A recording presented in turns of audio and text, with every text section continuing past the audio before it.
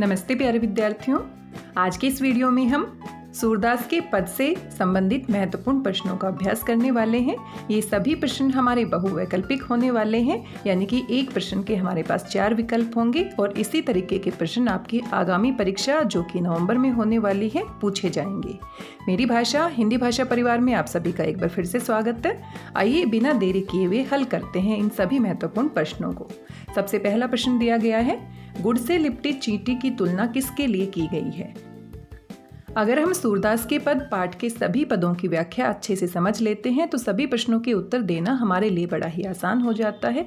गोपियाँ कहती हैं कि हम गुड़ में लिपटी हुई चींटियों के समान हैं। जिस प्रकार चींटी गुड़ में लिपट जाती है और गुड़ को छोड़कर कहीं दूर नहीं जाना चाहती, वैसे ही हमारा जो मन है वो श्री कृष्ण के प्रेम में पूरी तरह से अनुरक्त हो चुका है और उनकी भक्ति के अलावा, उनके प्रेम के अलावा हम कहीं नहीं जाना चाहती। तो यहाँ पर गुड़ से लिपटी चींटी की तुलना किसके लिए की गई है? गोपियों के लिए की गई है, तो ग विकल्प सही है। अगला हमारा प्रश्न है, किस स्थान पर जाने के बाद कृष्ण ने उद्धव से गोपियों के लिए संदेश भेजा था?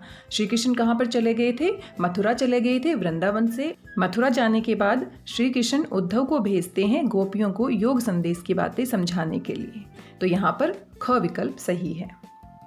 उद्धव किसकी संगति में रहकर भी प्रेम से अछूते रहे हैं? उद्धव श्री कृष्ण के पास मथुरा में रहते हैं। इतना पास रहने के बाद भी वो श्री कृष्ण के प्रेम से अछूते हैं। प्रीत की नदी में उन्होंने पैर भी नहीं डुबोया है।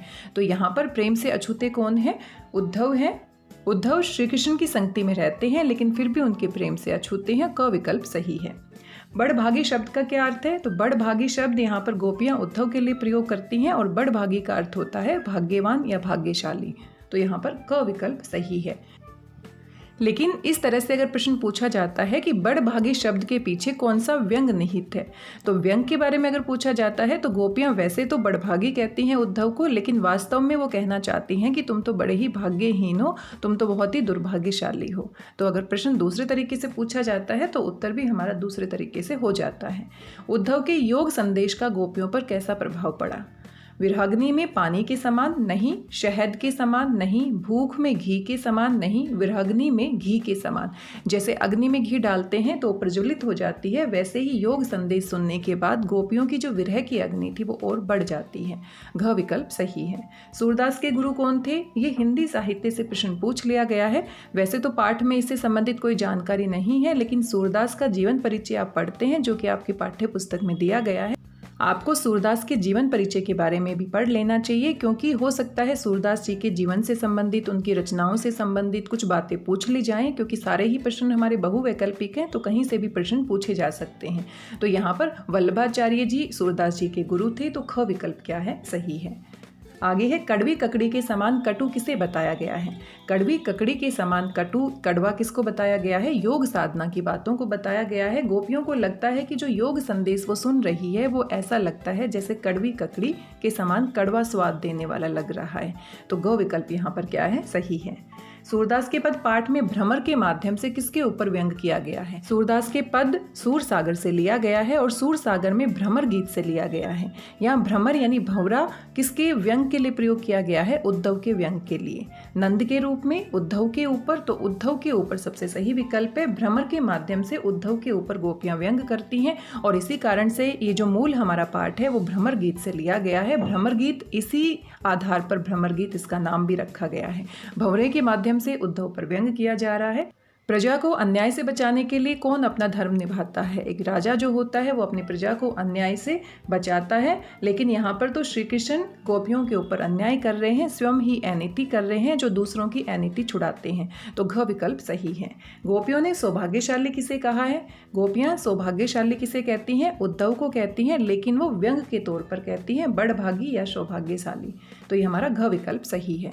गोपियों को कृष्ण का व्यवहार कैसा प्रतीत होता है? गोपियों को कृष्ण का व्यवहार छल पूर्ण प्रतीत होता है, क्योंकि उनको लगता है कि उन्होंने उनके साथ छल किया है। उन्होंने अपने वचन की मर्यादा, प्रेम की मर्यादा नहीं रखी है। उन्होंने वचन दिया था कि मथुरा जाने के बाद कुछ समय के पश्चात वो उनसे मिलने अवश्य आएंगे, लेकिन वो अपना वचन तोड़ देते हैं और साथ में योग साधना का संदेश देकर उनको भेजते हैं, उद्धव को समझाने के लिए भेजते हैं। गोपियां स्वयं को क्या समझती हैं? गोपियां स्वयं को अबला और भोली समझती हैं, तो यहाँ पर क विकल्प सही है। वो अपने आप को अबला और भोली भाली समझती हैं, लेकिन श्री कृष्ण उनकी बातों को नहीं समझ रहे हैं। योग संदेश के लिए उन्होंने उद्धव को भेज दिया है। ब्रज भाषा के शिरोमणि किसे कहा गया है? ब्रज भाषा के शिरोमणि यहाँ पर सूरदास जी हैं। सूरदास जी ने जो पद लिखे हैं वो ब्रज भाषा में लिखे हैं और बहुत ही सुंदर उन्होंने ब्रज भाषा का प्रयोग यहाँ पर किया है। तो इसीलिए ब्रज भाषा का शिरोमणि कवि किसे कहा जाता है? सूरदास को। गोपियों ने उद्धव के व्यवहार की तुलना किससे की है?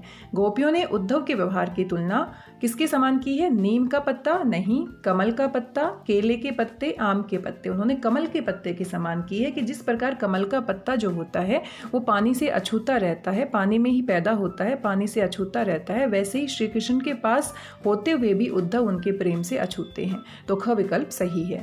गोपियों को योग की बात किसके समान कटु लगती है? किसके समान कटु? कटु होता है कड़वी। तो अभी हमने इससे संबंधित प्रश्न देखा था, कड़वी ककड़ी के समान लगती है। गोपियों को योग संदेश की बातें कड़वी ककड़ी के समान कटु यानी कड़वी लगती हैं।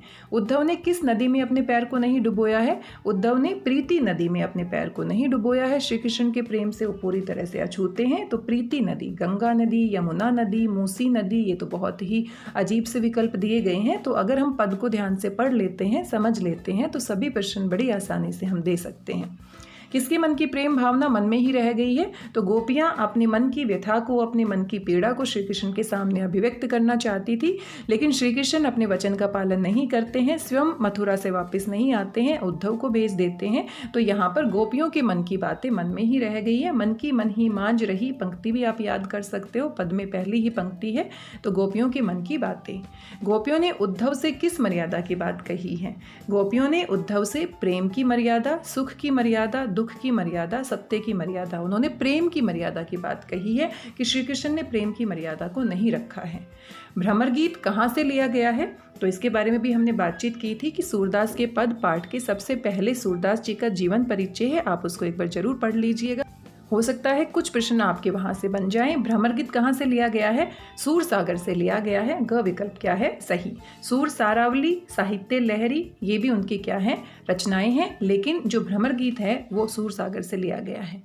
ब्रज भाषा में लिखा गया पद किस कवि से संबंधित है? तो ये तो आसान है, सूरदास जी के पद पाठ है और ब्रज भाषा में लिखा गया है। तो घ विकल्प क्या है? सही है। प्रश्न को थोड़ा सा घुमा फिराकर पूछ लिया जाता है, लेकिन सूरदास के पद पाठ से संबंधित प्रश्न हम कर रहे हैं। ब्रज भाषा में उन्होंने पद लिखे हैं, तो ये विकल्प क्या हो जाएगा? घ। यहाँ पर एक हमारा पद्यांश दिया गया है और पद्यांश आप देख सकते हैं, आप अच्छे से पढ़ चुके हैं। हरी है राजनीति पढ़ी आए, इसकी व्याख्या दोबारा से हम नहीं करेंगे। अगर इसकी विस्तृत व्याख्या आप देखना चाहते हैं तो इससे संबंधित वीडियो आप चैनल पर देख सकते हैं। आइए इसके प्रश्न उत्तर देख लेते हैं, क्योंकि व्याख्या हम नहीं करेंगे, पहले ही इसको हम अच्छे से समझ चुके हैं। गोपियों के अनुसार राजनीति कौन पढ़ आए हैं? उद्धव, श्री कृष्ण, ब्रज के लोग, मथुरा के लोग। तो गोपियां कहती हैं कि जो श्री कृष्ण है वो राजनीति की बातें पढ़कर आ गए हैं मथुरा जाकर। एक तो पहले से ही बहुत चतुर और चालाक थे और ऊपर से राजनीति पढ़ लिया है, गुरु ग्रंथ पढ़ लिया है, तो और भी समझदार हो गए हैं। गोपियों के अनुसार पहले के लोग भले क्यों थे? पहले के लोग दूसरों की भलाई के बारे में सोचते थे और दूसरों की भलाई के बारे में सोचने वाले लोगों को हम क्या कहते हैं? परोपकारी। तो वे परोपकारी थे, दूसरों की भलाई के बारे में सोचते थे।